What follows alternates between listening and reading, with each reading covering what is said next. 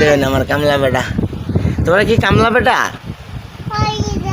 হ্যাঁ কি লাগে না? লাগে না? কিন্তু লাগে না, এটি লাগে না।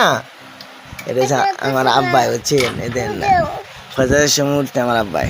আমি ডাক দিছি খালি বড় আপু, বড় আপু তোমার আমি ডাক দিছিলাম। হ্যাঁ এদিকে এদিকে, হ্যাঁ এদিকে বসেন, আপনি একটু কথা বলেন। আপনাকে কি আমি ডাক দিছিলাম?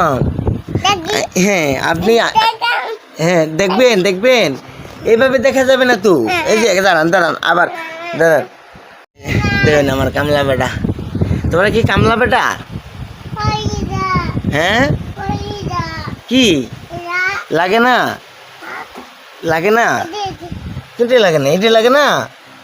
এটা আমার আব্বাই হচ্ছেন, এদের না ফজরের সময় উঠতে আমার আব্বাই। আমি ডাক দিছি খালি বড় আপু, বড় আপু তোমার আমি ডাক দিছিলাম। হ্যাঁ এদিকে এদিকে, হ্যাঁ এদিকে বসেন, আপনি একটু কথা বলেন। আপনাকে কি আমি ডাক দিছিলাম? হ্যাঁ আপনি, হ্যাঁ দেখবেন দেখবেন, এইভাবে দেখা যাবে না তো। এই যে দাঁড়ান দাঁড়ান, আবার দাঁড়ান। কি খবর ভাই বেড়াদার? ভাই দোকান থেকে কিন্তু জুস টুস কিনে আপনারা খায়েন না।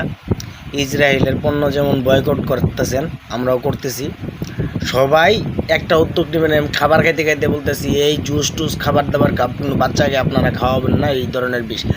আর এদের যদি বিআইডিসি খাদ্য অধিদপ্তর থেকে যদি এদের লাইসেন্স না থাকে, এই আমের জুস টুস যদি বিক্রি করতে আসে, অন্য কেউ না বাদলে আমি বান্ধা পালাবো। কারণ ওদের জন্য আমাদের নিষ্পাপ শিশুরা মারা যাচ্ছে এইগুলো খাবারের জন্য। আমি প্রতিনিয়ত ভিডিও বানায় যাচ্ছি, আপনারা সাড়া দিচ্ছেন না। ভাই হয়তো বা আমার এই পাগলের মূর্খ সূর্খ মানুষ তো কথাগুলো মনে করতেছেন না। আপনি জাস্টিফাই করে দেখেন।